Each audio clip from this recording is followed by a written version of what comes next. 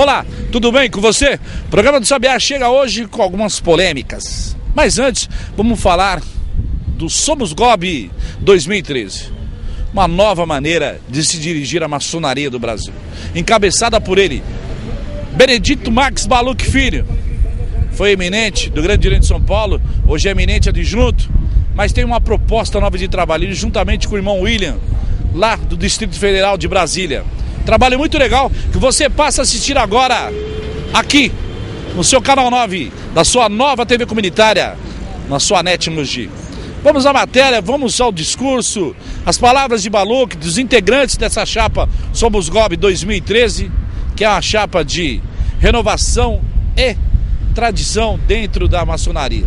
Uma chapa buscando o grande direito do Brasil, o comando da maçonaria nacional, que está licenciada com estados como São Paulo, Santa Catarina, Rio Grande do Sul, Rio de Janeiro, Minas Gerais e assim por diante. Solta a matéria aí, Pedrinho.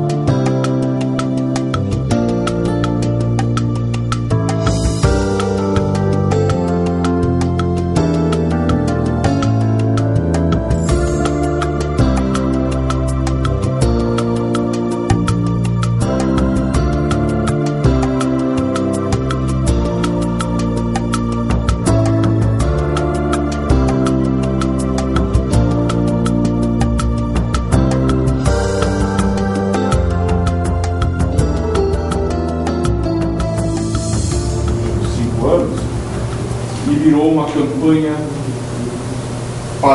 para eleger alguém. Aí se personificou a campanha. 6 por meia dúzia. Nenhuma diferença.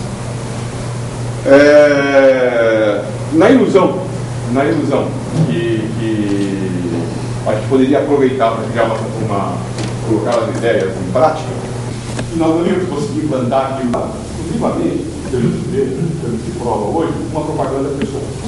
Tudo em cima. Luiz Erundina, agora, está cansado de ler, não temos muito esforço para desmentir, porque aparecem tantos absurdos de planejamento da presidência da República, tá? Com o Ignacio, tá? O irmão notável, que o irmão se dedica completamente, se dedicou, abraçou a educação e a vida. Era um irmão que...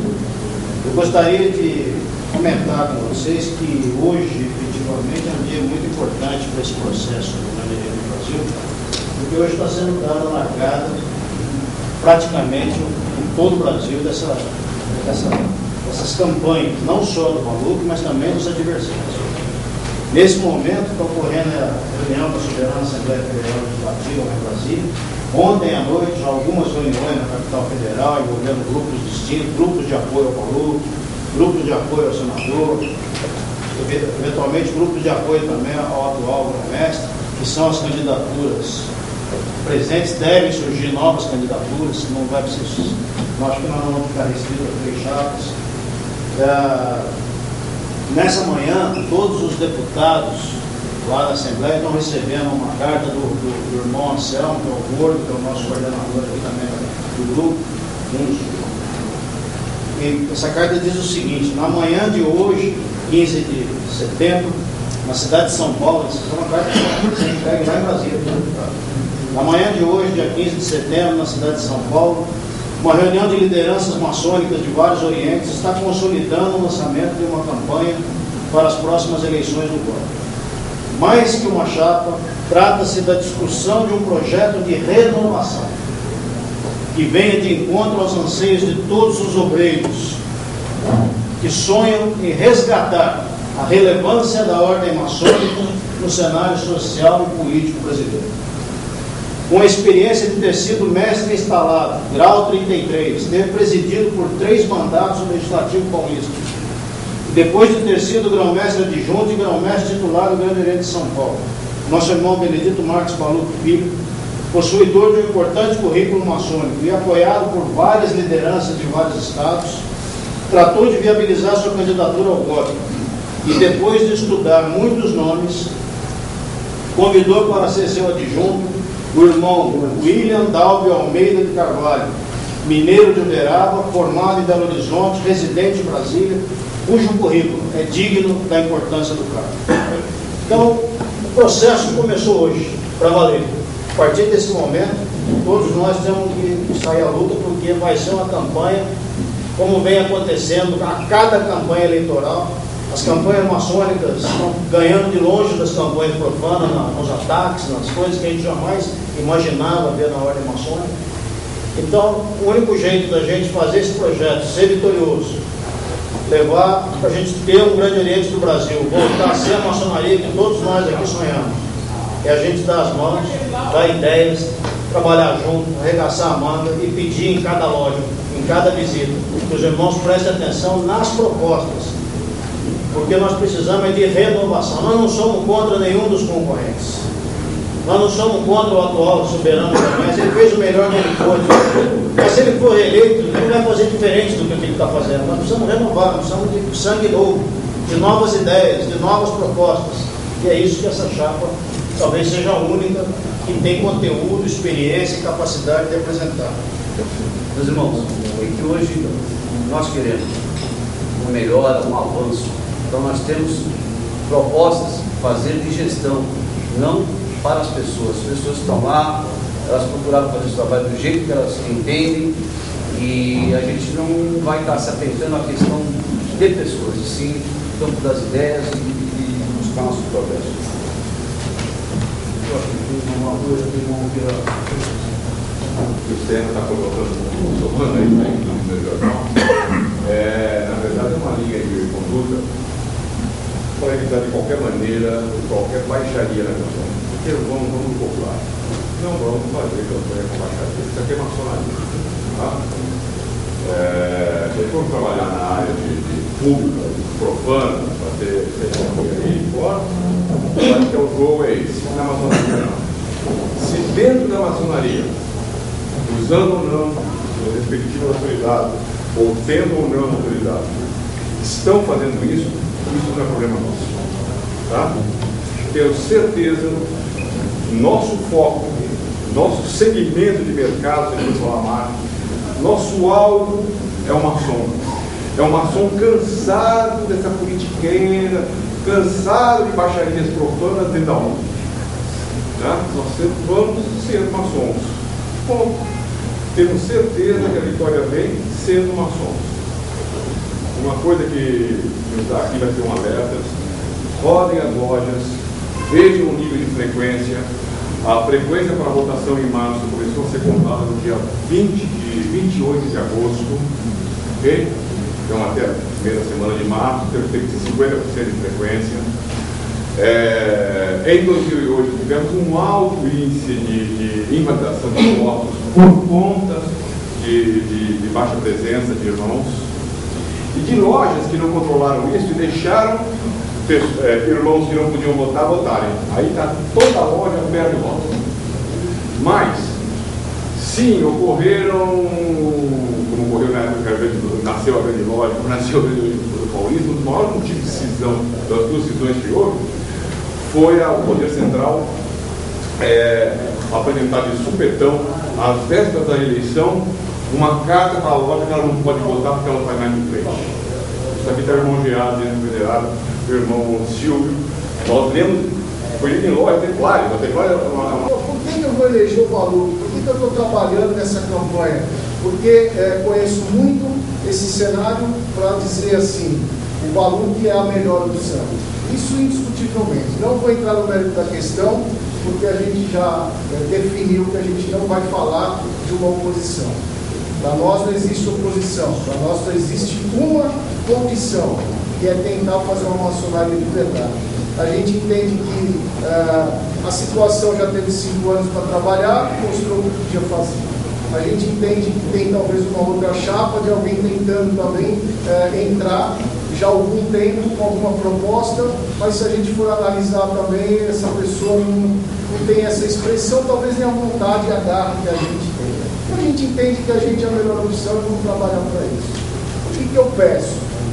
Que a gente consiga formar, na verdade, um grupo de pessoas, e que essas pessoas vão multiplicando outros grupos e assim sucessivamente. Porque a gente precisa entrar em todas as lojas. A gente precisa levar esse recado, essa informação para todo mundo, seja ele uma pessoa que acessa a internet, seja ele uma pessoa que não acessa a internet.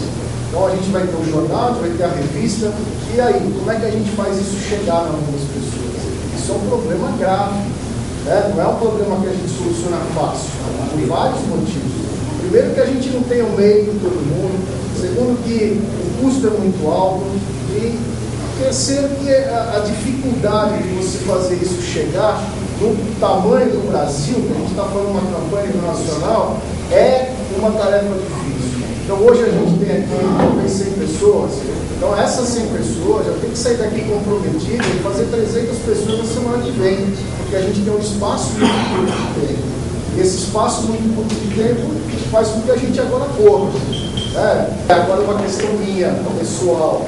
Por que eu aposto no valor? Quem acompanha um pouco mais de perto sabe que eu estava trabalhando com o Mozaíro porque eu entendi que o valor ia ser de junho. E achava interessante.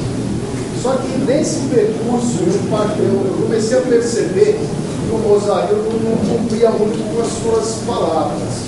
E aí eu comecei a falar, será que esse cara realmente é bom? Deixa eu pesquisar. Cara, eu tive uma decepção tremenda. Aí o valor se nasceu convidado. Obviamente eu sempre fui valor. E aí hoje a gente está à frente dessa batalha. É uma guerra. Na verdade não é uma batalha, é uma guerra.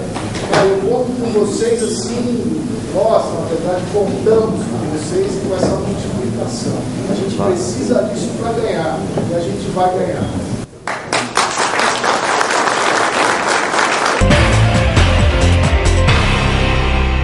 Bom, tá aí, ó. Primeiro bloco para vocês falando desse material Somos Gobs 2013, com comando de Benedito Marques Baluc Filho, eminente grão-mestre, já foi do estado e hoje é adjunto. Agora a meta é buscar o GOB Grande Oriente do Brasil. Renovação, muito mais trabalho, uma nova dinâmica dentro da maçoneira nacional. Nós vamos ao intervalo e voltamos para o segundo bloco dessa matéria.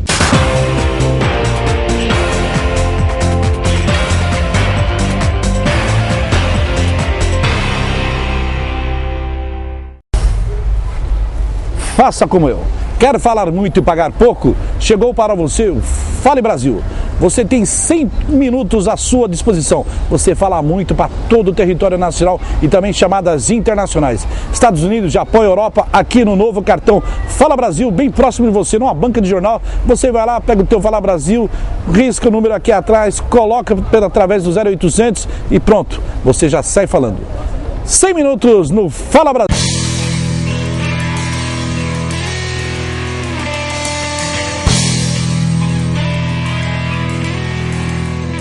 O programa do Sabiá tem o apoio cultural do Wizard Bilingue. Aqui na Wizard é assim. Você entra quando menos espera, já sai falando inglês. Na região, 4 unidades. 2 em Suzano.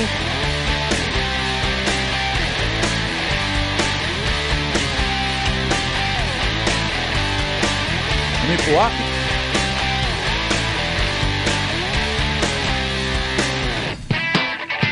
E uma em Mogi das Cruzes. Venha conhecer a Wizard Bilingue. Você realmente vai aprender inglês e outros idiomas. Aqui no programa do Sabiá, com apoio cultural da Wizard Bilingue.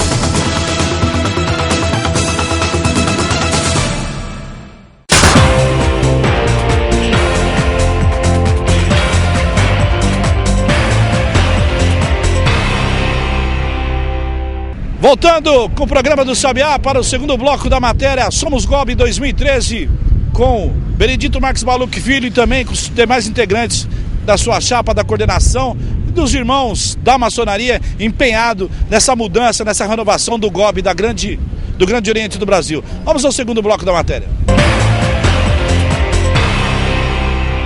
Ao futuro, a conversar com o futuro soberano, grão-mestre geral do Grande Oriente do Brasil, tá? Benedito Marques Maluf Filho.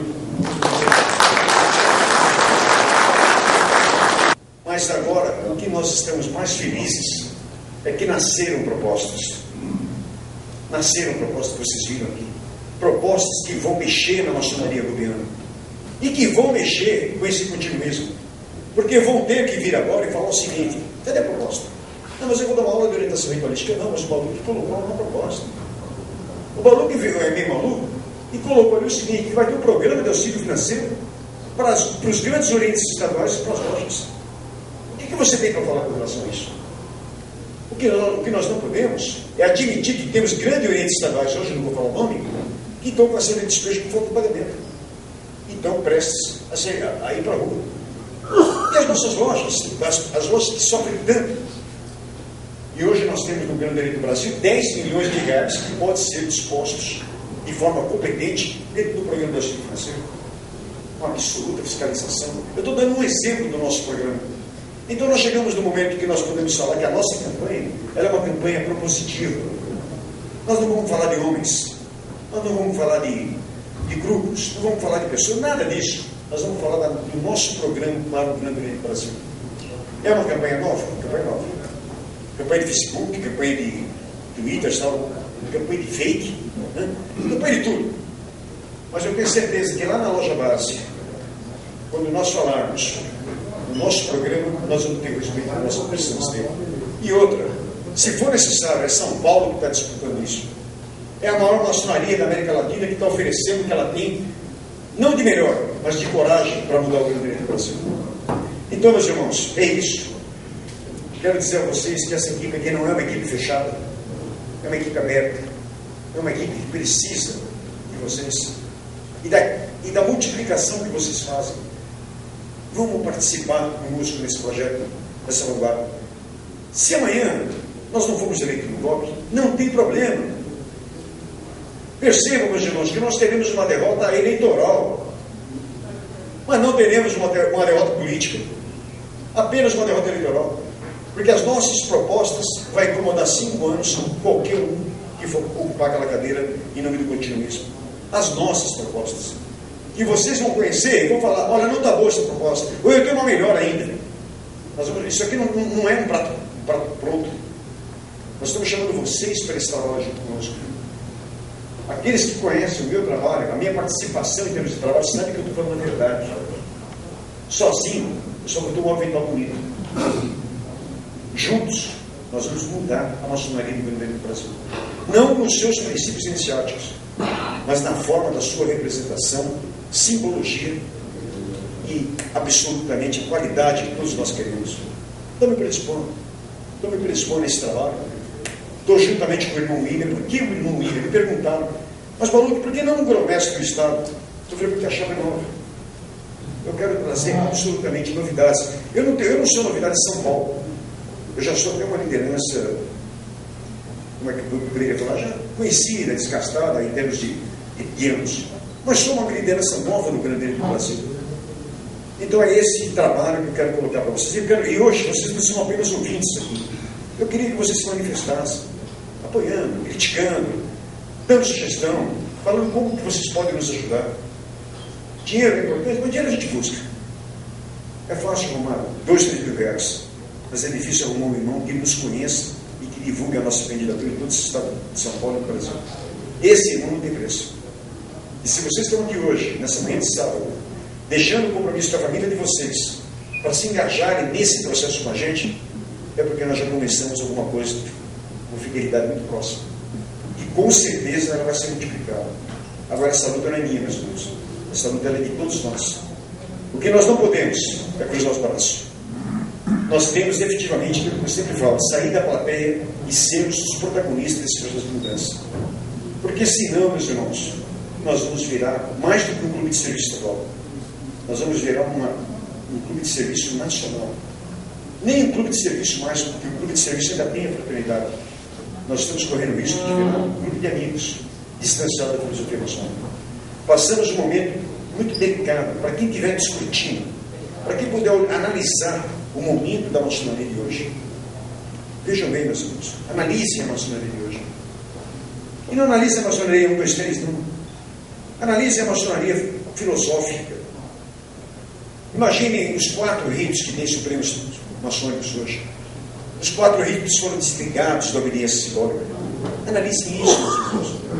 O Brasil sempre teve lojas capitulares até 1952. Depois passaram a ser lojas simbólicas, aonde o filosofismo, rapidamente, olha, o grão-mestre, 1, 2, 3 é com você. 4, 5, agora 33 é meu, tá? 1, 2, 3 é seu. Mas não mexe aí não, hein? Quando você mexer, me consulta, porque eu sou oficina-chefe do rito. Eu conheço o rito. Nós temos a bandeira da filosofia do rito. Acabou, não existe mais isso. Percebam isso, meus irmãos. Percebam que, para o crescimento da filosofia maçônica, criaram uma coisa que não dá ainda para explicar. A tal das ordens de aperfeiçoamento maçônico. Não dá para explicar. Que ordens são essas? Ordens de caráter religioso e cristão, numa sociedade que não prega pelo sectarismo, numa sociedade que tem a religiosidade do religião como lema. Nós passamos por problemas sérios. Vamos ver a questão das finanças do golpe que não chega a vocês. O Grande Oriente de São Paulo recebe um boletim do golpe por mês. Um boletim. Não é 2, 3, 10, não. Um boletim do golpe.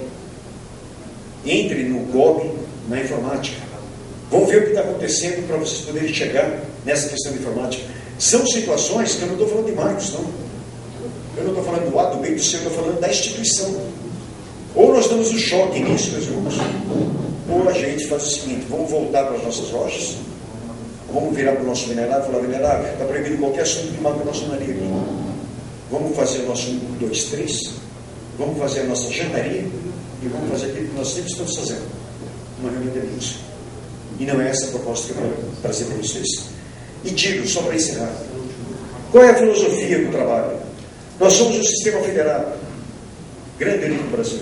Temos os grandes orientes estaduais, temos as lojas da jurisdição, e temos os irmãos.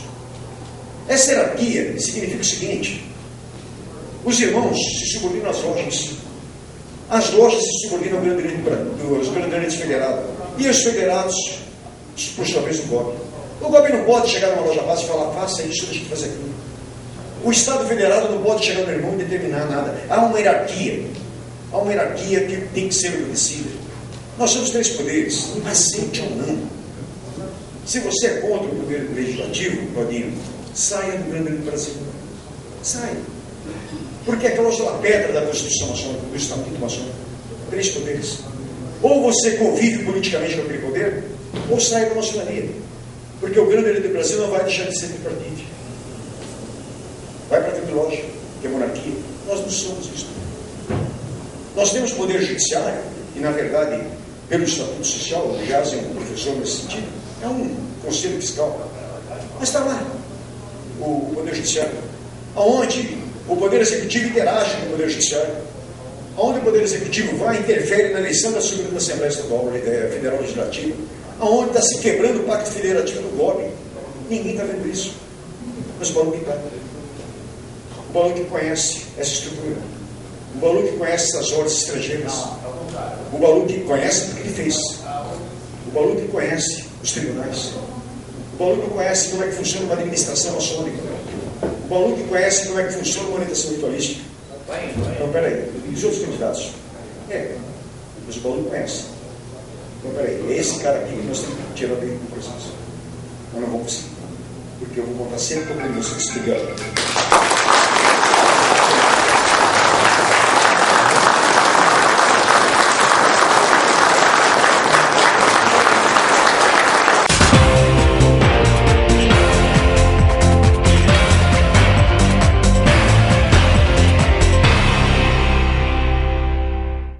Alô? É do Piauí? Então tá bom. Da onde? Do Maranhão? Que beleza, hein? Muito bom. Da onde? De Portugal? Melhor ainda. Da onde? Da Rússia? Que felicidade. Do Cazaquistão? Ó, muito bom, hein? Quer falar para o Brasil inteiro, com 60 minutos, para qualquer canto do Brasil? Cartões Fala Brasil. Tá aqui, ó. Olha que bonito. Perrinho mostrando para você. DDD mais DDI, você tem 60 minutos. Barato. Na banca de jornal mais perto de você. É uma nova mania de se ligar nesse país. Faça você agora um telefone. Ligue. Faça um telefonema para todo o Brasil. Faça para o exterior. DDD e TDI. Fala Brasil. Olha aí para você.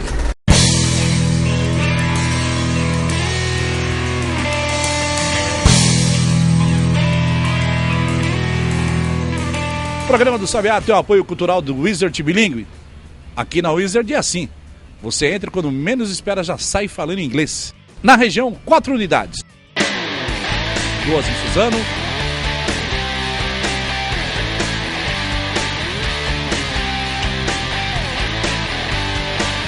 Nipoá.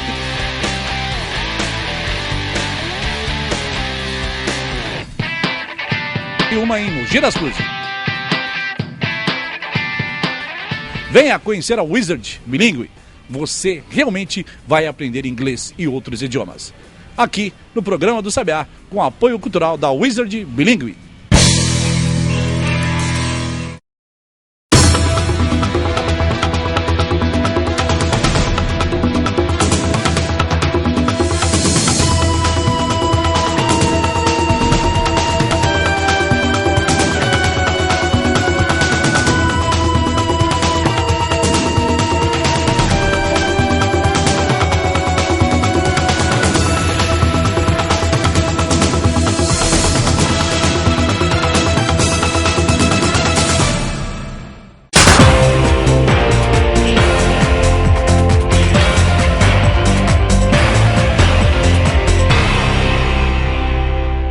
Tá aí, fizemos aí uma montagem geral para você do programa do Sabiá, falando um pouco da maçonaria em nível de estado e também em nível nacional. Uma nova proposta, uma nova dinâmica, uma nova liderança para o Brasil. No estado de São Paulo, todos nós já conhecemos Benedito Marques Baluch Filho, o que ele é capaz, o que ele desenvolveu no estado, e agora a meta é levarmos ao grande oriente do Brasil para ele, no comando dessa maçonaria nacional, que precisa ser renovada, precisa realmente ser melhor conduzida, melhor dirigida, uma abertura maior para todos os irmãos em nível Brasil.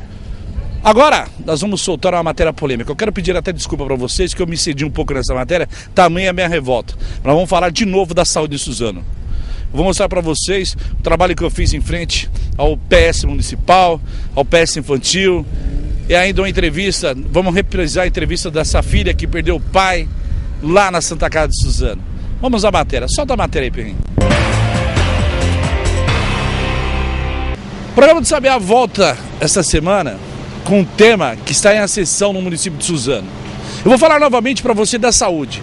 Só que agora eu vou pedir licença para você, porque aqui vai ser praticamente um desabafo. Porque nada como você sentir na pele o que essas pessoas, o Perrinho vai mostrar para vocês. Ali é a entrada do atendimento clínico do hospital. Aqui assim, o Perrinho, eles proibiram nós de passarmos da linha aí. São tão covardes que proibiram nós de passarmos da linha daqui. Então ali, o Perrinho, mostra lá as imagens. Ali onde fica o atendimento normal da pessoa que chega gripado, com febre, pneumonia, tudo aí vai pra lá, onde tá entrando lá o rapaz de branco. Ali agora onde estão fazendo tapa-buraco, né, porque é só em Suzano. Em vez de cuidar da saúde, vão tapar buraco dentro do PS. Vem pra cá, Perrinho, mostra aqui, ó. Mostra lá na frente, aquela porta com a taxa azul, a faixa azul melhor. Você está mostrando lá para nós, Perrinho?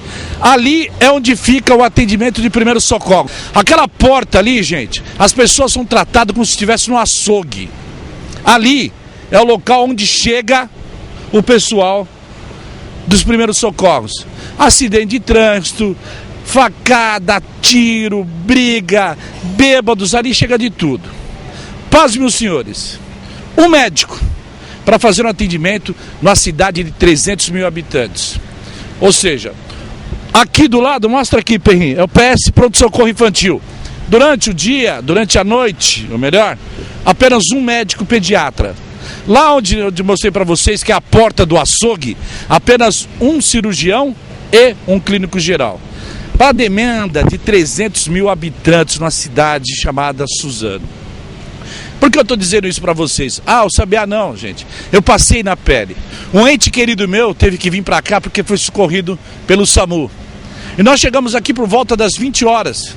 Porque quando me ligaram, eu vim em seguida, eu estava na Tribuna Suzanense. E por sinal, fazendo a matéria sobre saúde, que o Perrinho está mostrando a capa da Tribuna de Suzanense para vocês agora aí. Voltando em mim, Perrinho. O que aconteceu? Chegamos aqui por volta das 20 horas.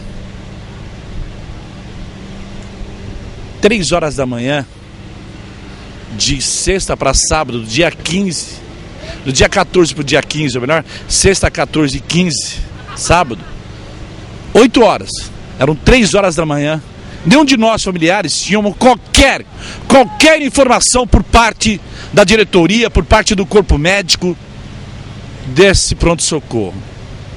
Mas nós não éramos as únicas vítimas, eu senti isso na pele. Eu vi aqui, gente, acidente de motos, ou alguns embriagados. Eu vi uma família recebendo a notícia que um pai de família tinha morrido.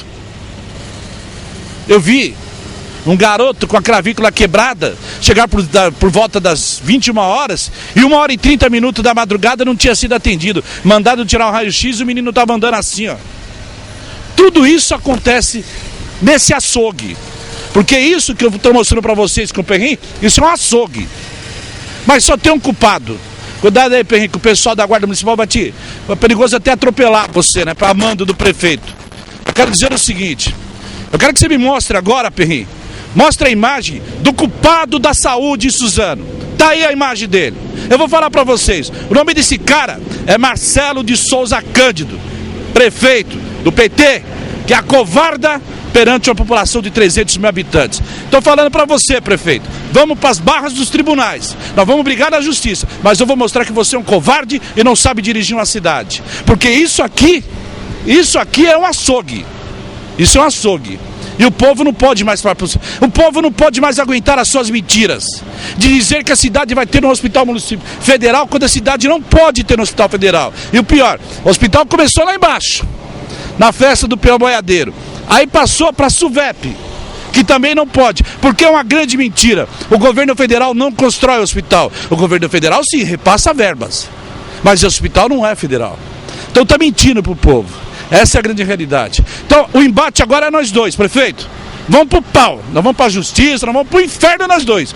Mas eu estou falando para você, você se acovarda diante de uma população de 300 mil habitantes. Aparece de 4 em 4 anos para pedir voto, como está fazendo agora, pedindo voto para o seu candidato. Quantas pessoas morrem aqui e morrem ali. Essa é a cara da saúde de Suzano. Vou passar alguns relatos para vocês aí. Robson, vocês até me desculpem, eu vou pedir desculpa para vocês em casa, porque eu estou meio nervoso, porque é o seguinte... você vê as pessoas sofrerem e as pessoas morrendo e ninguém fazer nada, é assustador. E nós vimos isso, eu senti isso na pele. Eu quero dizer o seguinte para vocês: Robson da Silva adentrou por volta das 18 horas e 30 minutos, às 2h06 da madrugada, ele ainda esperava por um atendimento.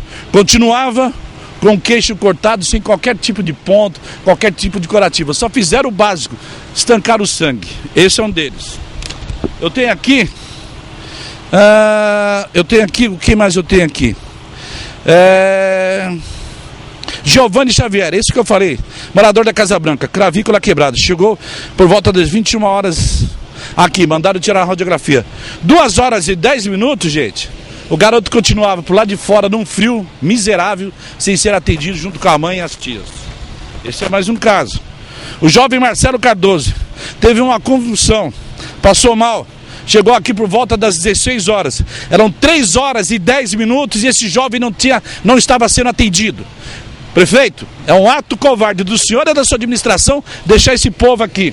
Pior, gente, ali é uma sala de espera para 5 lugares. Ontem tinha mais ou menos 30 pessoas esperando por lá de fora, numa madrugada, fria, sem alimentação, sem respeito, sem um copo d'água. Isso aqui é um açougue. Essa é a grande realidade. Eu tenho mais aqui ainda. Olha, eu tenho vários casos aqui. Eu tenho um caso de um garoto, gente, que chegou aqui por volta das 20 horas. Ele saiu de casa para comprar um lanche e caiu na rua. Ele teve um AVC. 16 anos de idade, minha gente. 16 anos de idade, o garoto teve um AVC. Triste. Pai, as irmãs, o menino com futuro pela frente. Precisou ser removido, porque aqui, nesse hospital, nessa cidade, onde o prefeito se acovarda, estou dizendo, voltando a repetir, vamos pro pau, vamos pra justiça, nós vamos brigar e eu vou provar que você se acovarda diante do seu povo de 300 mil habitantes. Aqui é um açougue. E esse garoto teve que ser removido porque o hospital não tinha condições de fazer qualquer procedimento para esse garoto. 16 anos, um AVC. Tivemos a morte de um senhor que saiu do Jardim São José, quando chegou aqui e morreu. Paz, meus senhores, para quem é de fora, o Jardim São José fica na divisa com Mogi das Cruzes, para quem vai do outro lado da serra. Ou seja, é quase meia hora para chegar até aqui. É trânsito, é lombada, é semáforo, é tudo de ruim que o cidadão encontra de lá aqui. Faleceu? O acaso? Falta? Não. Agora, eu quero dizer o seguinte para vocês. Tem um médico aqui, eu marquei o nome dele. Estava de plantão de sexta para sábado. Senhor Eduardo Ferreira. Doutor, vou falar uma coisa para o senhor.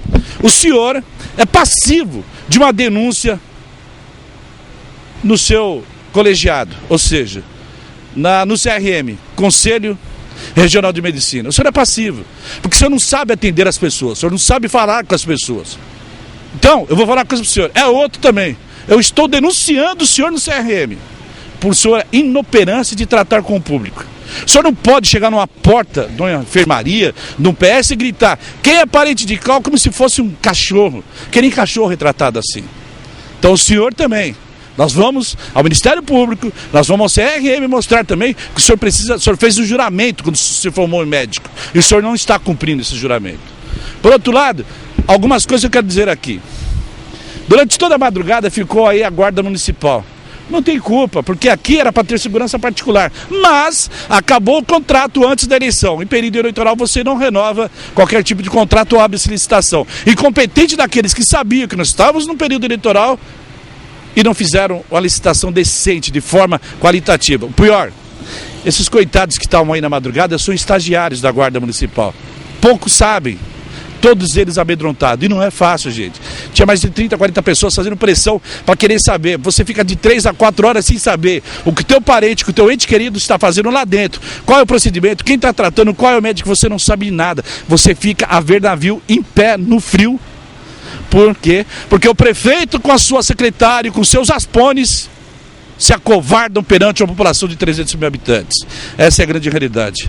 Olha, por outro lado, também quero dizer o grupo de enfermagem. As enfermeiras, coitadas, eu tenho dó dessas meninas, porque elas se multiplicam em 4, 5. Em nome de todas as enfermeiras, eu quero parabenizá-las e agradecê-las pela atenção a todos os pacientes, que as enfermeiras, sim, foram dignas. E por meio da enfermeira Sueli, eu quero parabenizar todo o grupo de enfermagem que estava na madrugada, na noite e madrugada de dia 14 para o dia 15. Então, gente, esse desabafo, realmente eu vou falar para vocês, que eu senti na pele do lobo. Eu estava fazendo justamente uma matéria, solta de novo a capa do Tribuna aí, Perrin. Esse especial falando sobre a saúde. A saúde em Suzano está na UTI, ela está morrendo porque o incompetente do prefeito e o seu grupo estão preocupados em fazer política e não cuidar de uma população de 300 mil habitantes. Essa é a grande realidade. Então é esse desabafo, porque eu me juntei a todas essas pessoas que passaram a madrugada sofrendo. Isso é triste. É pessoal, agora é pessoal. Acabou, não vamos discutir, vamos para a justiça. Porque eu vou provar que você se acovarda perante o seu povo. Com imagens dele, nosso querido Marcos Perrin, que hoje realmente, junto com o Milton Cimati, estão me dando uma força tremenda. Que eu tive esse problema todo com o familiar. Nós vamos fazendo aqui, fechando esse bloco da saúde. Ô Perrinha, aproveita nesse bloco da saúde, pode ir direto, eu estou conversando com o meu público mesmo. Solta também o desabafo daquela menina que perdeu o pai na Santa Casa. Vamos repetir de novo. Porque foram 22 mortes de crianças no berçário e ninguém tem resposta. Foi a morte desse cidadão, pai da menina que deu entrevista para nós, e ninguém tem resposta. E o açougue aqui implantado pelo seu prefeito Marcelo Cândido, sua secretária e sua trupe, mostra o acovardamento perante ao povo de Suzano. Mas Marcos Perrin, Valdir Sabiá, vamos juntos, daqui a pouco eu volto. programa do Sabiá dessa semana vai focar em Suzano, um dos maiores cancros dessa história, chamado saúde. O programa do Sabiá não se inventar. O programa do Sabiá não precisa fazer nascer fatos que já existem e preocupam a população suzanense. Se é uma coisa que não funciona nessa cidade, é o setor de saúde. Nós somos procurados por uma moradora, por uma filha, por uma pessoa que trabalha no dia a dia, que é dessa cidade, que perdeu o pai há poucos dias. Eu falo com Cristiane Nascimento de Araújo. Estamos aqui em frente à Santa Casa, porque nós somos proibidos de entrar dentro da Santa Casa. A equipe do programa do Sabiá, bem como o pessoal da Tribuna Suzanense. Cristiane, o relato verdadeiro do que aconteceu, infelizmente, a morte do seu pai. Bom, pra mim, entendeu? Eu acho que foi negligência médica, porque a Santa Casa tá crítico. É um médico só para atender observação, emergência e pronto-socorro, entendeu? Para mim foi negligência médica, entendeu? São 2 funcionários para uma observação, funcionário poucos demais. E assim, é falta de medicamento, é falta de higienização, lençol, entendeu? Muitas vezes meu pai deixou de tomar banho na hora certa, banho de leito por falta de lençol. Eu acho isso um absurdo, entendeu? Quando eu procurei me informar o porquê, entendeu? Simplesmente porque o administrador da Santa Casa não tinha, entendeu? Pago a empresa que lavava os lençol, né? A lavanderia, no caso. Isso é grave. Prestem bem atenção que a Cristiane acaba de passar para nós. Não davam banho no pai dela e assim por demais pacientes ali internados, porque não havia lençóis limpos. Por quê? Porque não foram lá e pagaram no cash a lavanderia. Mas, amigo, o que pagam de publicidade fantasiosa nessa cidade, parece que aqui, esse hospital é a Dinamarca. Aqui é um hospital de primeiro mundo, quando na realidade nós não sabemos. Está aqui a Cristiane falando com a gente sobre isso. Fora isso, o que mais aconteceu aí nesses dias? Seu pai ficou internado e infelizmente veio a óbito. Então, quando ele ficou no quarto, ele precisava fazer uma tomografia, né? E essa tomografia nunca saiu. Um dia a máquina estava quebrada, outro dia não tinha ambulância. Foi então que eu nervosa, conversei com a direção da enfermagem e falei, olha, se vocês não fazerem a tomografia no meu pai, eu vou encostar um carro particular, vou colocar ele para ser realizada, entendeu? Foi quando eles fizeram a tomografia, né? Por esse meio. E meu pai, ele teve insuficiência cerebral, ou seja, se tivesse feito essa tomografia antes, talvez isso não teria acontecido, né? Fora o braço dele que inchou muito, a gente não sabe o porquê, entendeu? Não sabe. Ele ficou com muita escara, assim, é complicado, gente. Aí dentro é o ó. É o ó, entendeu? A gente precisa de funcionário, a gente precisa que os funcionários são pagos, entendeu? No dia, na data certa, porque eles trabalham, entendeu? Parou aí. Olha o que a Cristiane está falando. Quer dizer, então, que você aí dentro, nesse sofrimento com seu pai, você descobriu que os funcionários não eram pagos no dia pela direção do hospital. Isso. Eu descobri que eles não recebiam o seu pagamento na data, entendeu? Certa do seu pagamento, né? Teve data para chegar, teve data para pagar, que foi até com 15 dias para frente, entendeu? Erros de pagamento, entendeu? Eu descobri muita coisa. Funcionários que eu não vou citar o nome, que não tem culpa, entendeu? Próprio funcionário falou, vocês têm que arregaçar, vocês têm que colocar a boca, senão isso daqui não vai para frente. Então, como que um funcionário vai trabalhar satisfeito se o seu pagamento não está sendo depositado no dia certo?